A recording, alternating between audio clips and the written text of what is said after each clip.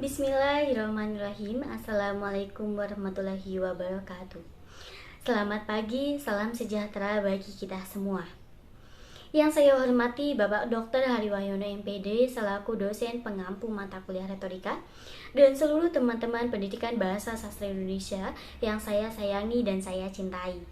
Alhamdulillah, segala puji dan syukur kita panjatkan kehadirat Allah Subhanahu wa taala karena telah melimpahkan rahmat dan karunia-Nya sehingga kita dapat berkumpul di sini dalam keadaan sehat tanpa kurang satu apapun. Tak lupa salawat serta salam kita hanturkan kepada Nabi besar Shallallahu Alaihi Wasallam dan para sahabatnya serta kita umatnya di akhir zaman. Pada kesempatan kali ini saya akan menyampaikan pidato tentang mempertahankan bahasa Indonesia dengan jiwa milenial. Bahasa merupakan alat kemampuan yang dimiliki oleh setiap manusia yang digunakan untuk berkomunikasi. Bahasa Indonesia merupakan bahasa nasional sebagai pemersatu bangsa yang digunakan untuk berkomunikasi dari berbagai suku yang ada di Indonesia. Bahasa Indonesia sendiri mengandung sebuah nilai kedudukan yang sangat penting, terutama bagi generasi milenial. Dalam sejarah disebutkan bahwa bahasa Indonesia lahir pada tanggal 28 Oktober 1928 atau yang kita kenal dengan Sumpah Pemuda. Pada saat itu para pemuda berikrar bahwa satu, bertumpah darah yang satu tanah Indonesia, dua, berbangsa yang satu bangsa Indonesia, tiga, menjunjung bahasa persatuan bahasa Indonesia. Ikrar yang ketiga merupakan pernyataan tekad dari para pemuda Indonesia bahwa bahasa Indonesia adalah bahasa persatuan.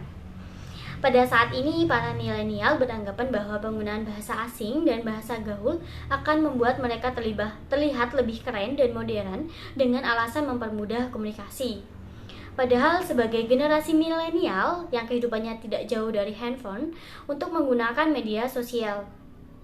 Cara yang bisa dilakukan para milenial untuk mempertahankan bahasa Indonesia sebagai bahasa persatuan ialah yang pertama mempelajari sejarah bahasa Indonesia dan perkembangannya. Dengan keingintahuan yang tinggi, maka kita akan terus mencari berbagai referensi untuk sebuah sejarah bahasa Indonesia yang juga perkembangannya. Setelah itu akan timbul kecintaan di dalam diri terhadap bahasa Indonesia. Kedua, memiliki rasa bangga dalam menggunakan bahasa Indonesia yang baik dan benar. Rasa bangga akan membuat kita menunjukkan inilah bahasa yang kita cintai dan akan menggunakan bahasa Indonesia dalam kehidupan sehari-hari. Ketiga, mengurangi porsi penggunaan bahasa asing dan bahasa gaul, terutama yang bermakna negatif.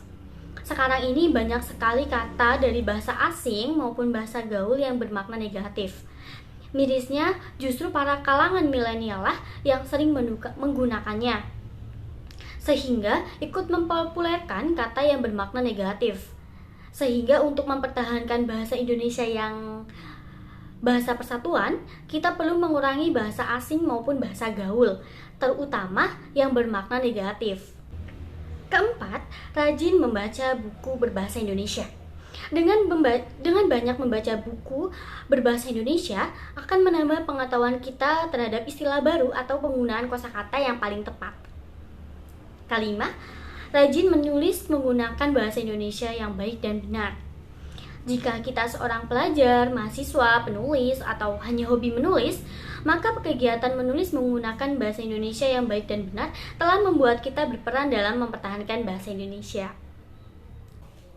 Keenam, mengikuti akun media sosial yang sering membahas mengenai bahasa Indonesia.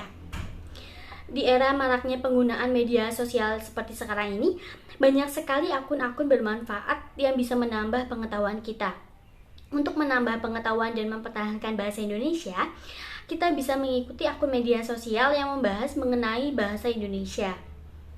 Ketujuh, terus melakukan pengembangan terhadap bahasa Indonesia. Sebagai identitas negara yang sangat kita banggakan, maka bahasa Indonesia perlu kita pelihara dan kembangkan. Dengan demikian, kiranya yang bisa saya sampaikan. Kurang lebihnya saya mohon maaf jika ada salah kata yang terucap, baik disengaja maupun tidak disengaja. Saya ucap terima kasih yang sebesar-besarnya. Akhir kata, wassalamualaikum warahmatullahi wabarakatuh.